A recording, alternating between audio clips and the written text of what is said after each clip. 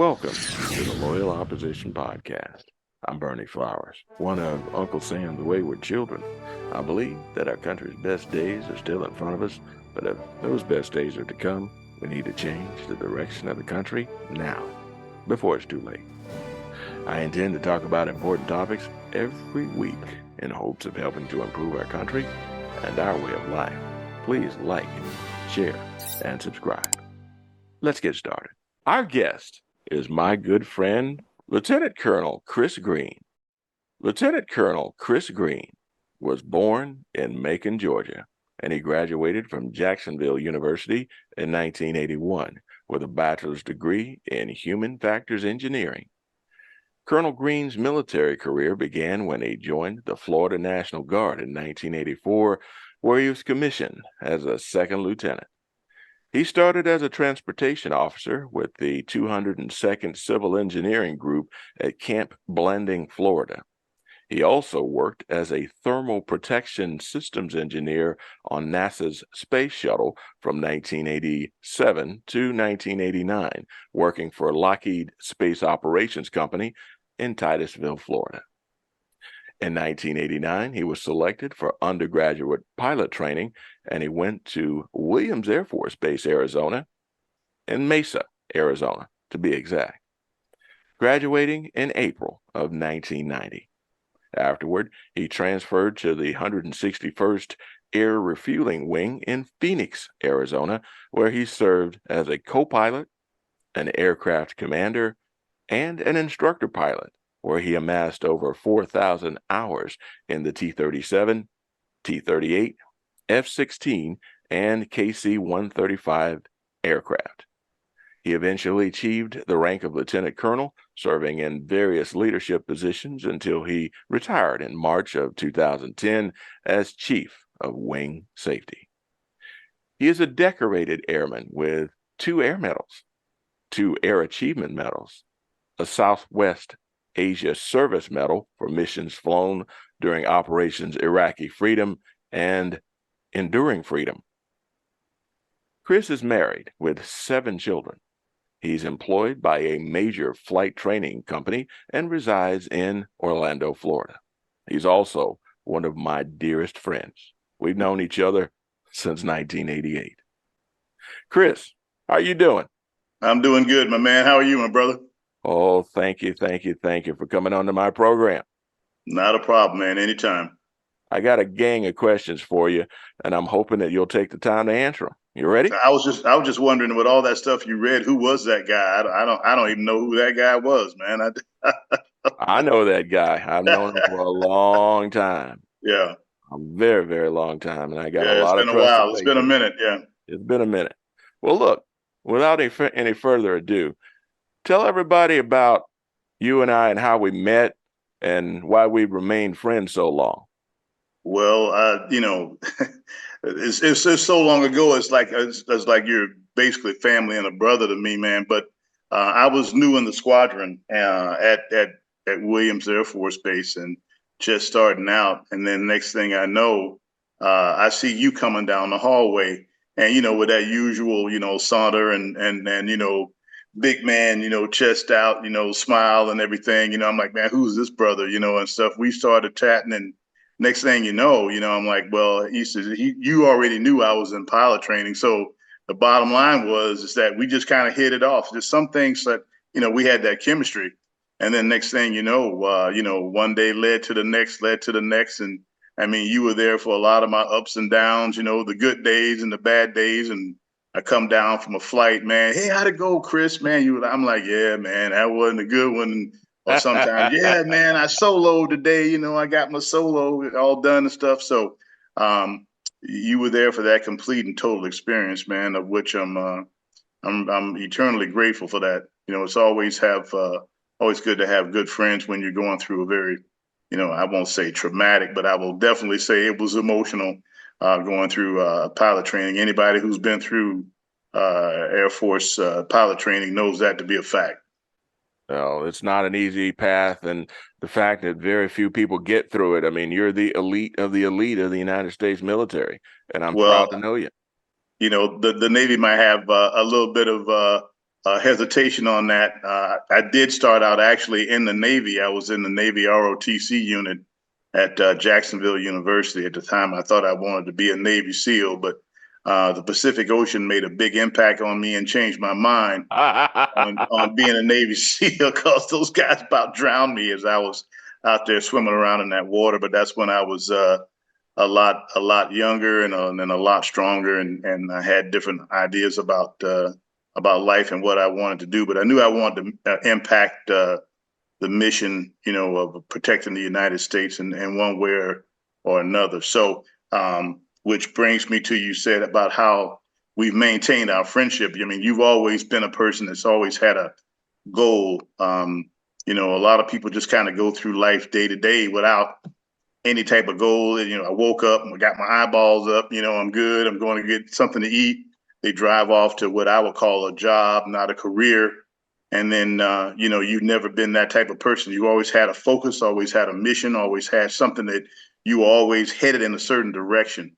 And I always admired that. That's something that's a quality that people have, special people have, and you're one of those special people. I just really, really enjoyed that. And that just developed into a lifelong friendship to this very day. Brother, that's over 30 years that we've been together. Yeah, that's how fast it's passed. I mean, look at this, man. I mean, I remember the day.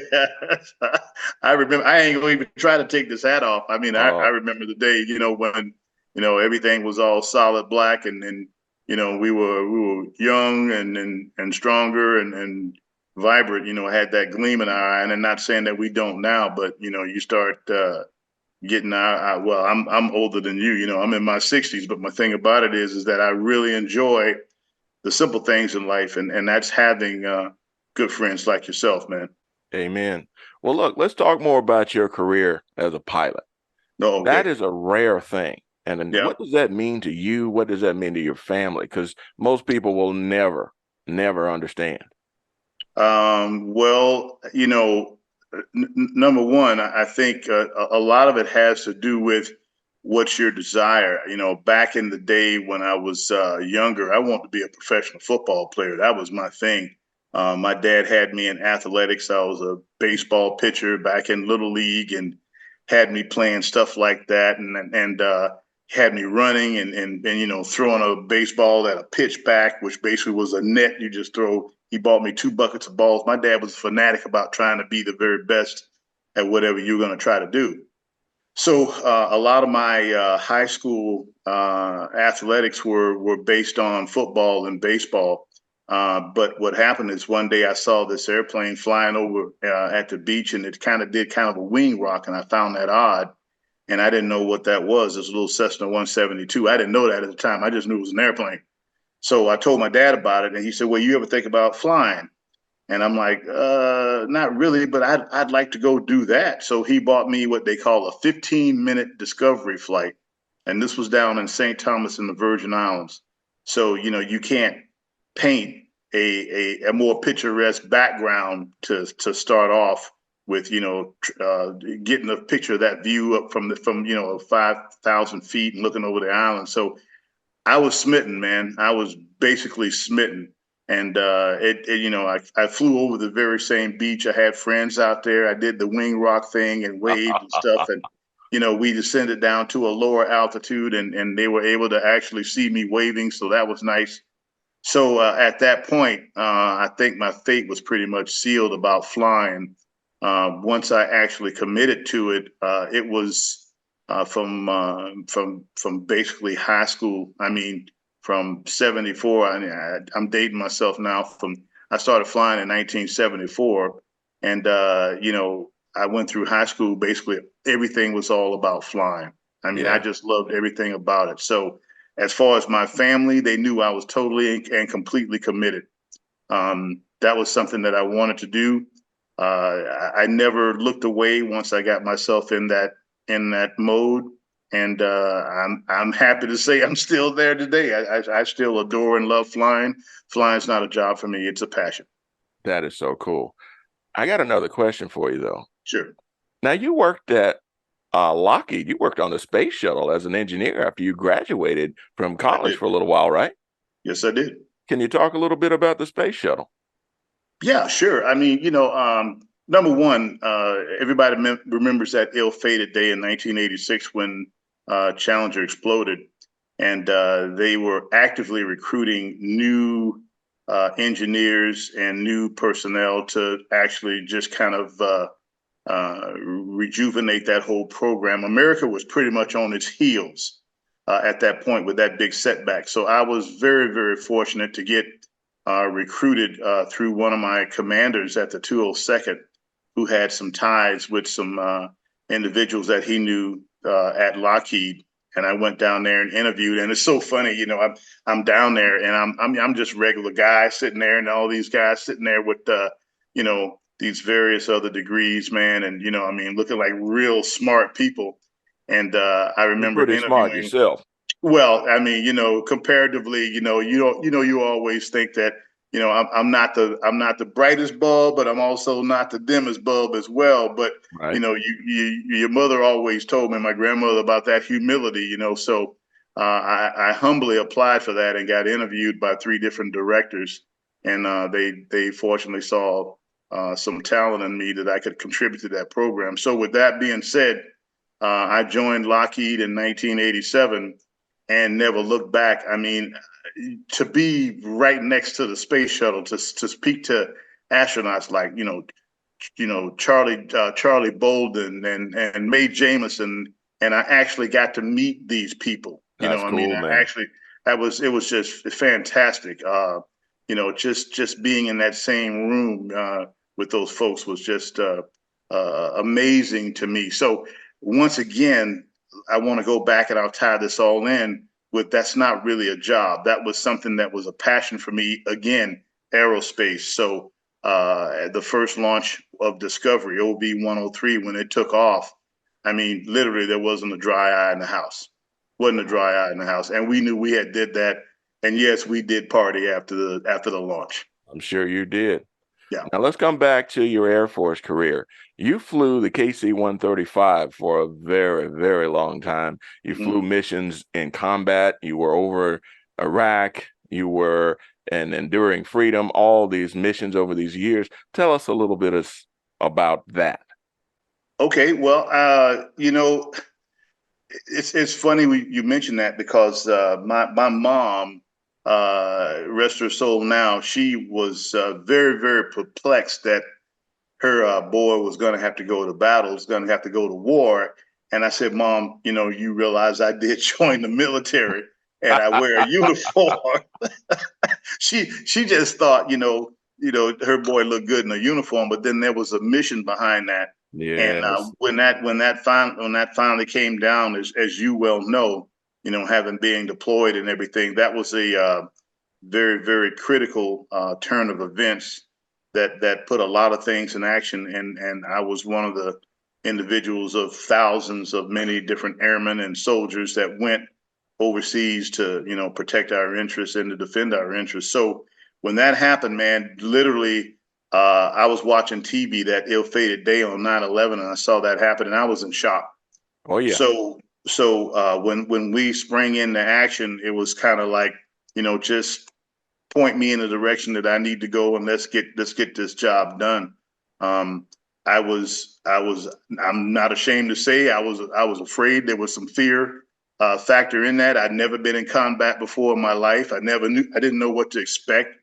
Um, they didn't put us directly in harm's way, but as you know, when you go into a area of responsibility or even near that area of responsibility, the risk is still there. Oh yeah. So that also had something to do with it as well. No, I'm not saying I was the front line, sitting there in a trench, firing an M16, but definitely flying missions, refueling aircraft that had munitions that were gonna bring harm on people who had been involved in this whole thing, this whole tragic event. So with that being said, yeah, it definitely changed my mind. And when I came back, I was definitely a changed individual. There's no doubt about it. Wow. Chris, your career has just been stellar. And, when I met you as a second lieutenant, and here we are, now retired and just enjoying the benefits of life, but it took a lot to get there. But the thing is, I just want you to take the floor and just say whatever's on your mind to the people. Just the floor is yours now. Well, I appreciate that. If I had anything to say to a lot of your constituents about, just what it means to be an American these days, I mean, I think we've had a lot of tragedy that has happened. Everybody in their lives is not that much separated. You get individuals that want to see change and want to enact change, but they just feel powerless to do so. And I'm saying this, as from the heart. I love my country. I know we have our problems, but we're trying to actively work through them. I admire people that stand up for the right thing to do. I'm a big Superman fan. I love Amen. Superman movies. That's my thing. And when I see people like yourself, running for different offices and things of that nature, man, I just have to take off my hat with you. And I told you I refuse to take off my hat, but I have to take off my hat, to you, because I mean you're standing up for something that most people, they just feel shy or afraid, and I do understand why, because there's a certain threat to your individuality. There's a certain threat to your humanity. Many people, Dr. King and then people of that magnitude that have come through and that have suffered, and I look at that with awe. In any way I can be of service, I would encourage everybody who's watching this podcast, if you could just do one thing to be of service, where you can help someone along the way. I know that sounds like a colloquialism, but it's true. We can make life better for everybody. So, I'm definitely on board with what you're doing. I'm definitely on board with your mission. And I'm glad to see you continuing it and being the fine person that you are. I'm proud to call you a great family friend and a brother. Amen. Well, how can people get a hold of you if they need to? I mean, there might be some kid out there that wants to be a pilot. Well, you know what? There's always that. They can reach me on LinkedIn under Krishna Greene, and you can put up a spelling of my name, but it's KHRISNA GREENE. And I'm the senior. I actually have a son, so he's junior, but I'm the senior. You can reach out to me on LinkedIn. That's a professional platform that they can do that. I would love to help anyone that is interested in flying, especially if it's military flying, but also on civilian side. So that's what I would basically say, and never give up on your dream. We see that all too much. People they start something and don't finish it, and that's I would love to help someone down that path if they so choose to do that. Wow. Something you just said, both of us, we start small and we finish big, but we finish. Amen to that, right? Yeah, we All right, finish. Yeah. brother. But the bottom line, man, I've gained a lot from our friendship. You've been an inspiration to me in ways that you will never understand. And the fact that we've been I feel friends the same way. man, it's been a mutual admiration society. And I'm just proud to know you, partner.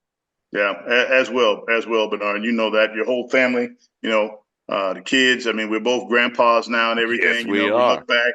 I can remember the night when your wife was expecting, man, and Yep. everything. I was like, man, we got to get you to the hospital. Yes. She's about to have a baby. So, and now we're sitting up here, grandpas. So it's wonderful to still have, like I said, connections with people who still have a mission and have their families. And, they always say somebody's watching you somewhere. You just never know who. Amen. Well, brother, thank you for coming on my program. And Very we will welcome. do Thank you this for having me. again soon. Yeah, And happy Sunday morning to you, man. aim high, brother. Aim Hey, high. always, always. All There, right. there, Oh, there, there you go, right there. All all right. Love it. Love it. right. Give my best to the fam. You do the same, my brother. Be All well. right. Peace. Well, that's about it for now. This has been the Loyal Opposition Podcast, produced in association with Liberty Arise Media, Fallback Productions, and other podcasters. I ask that you like, share, and subscribe to this podcast and to this channel. Be sure to get your copy of my book, Black Values Matter, available on Amazon or as an ebook on Audible and on Apple Books. And also, remember, it's okay to disagree, but if we want our country to prosper, we must insist on unity, transparency, and civility. from ourselves and our fellow citizens. Thank you for listening to the Loyal Opposition Podcast. See you next week.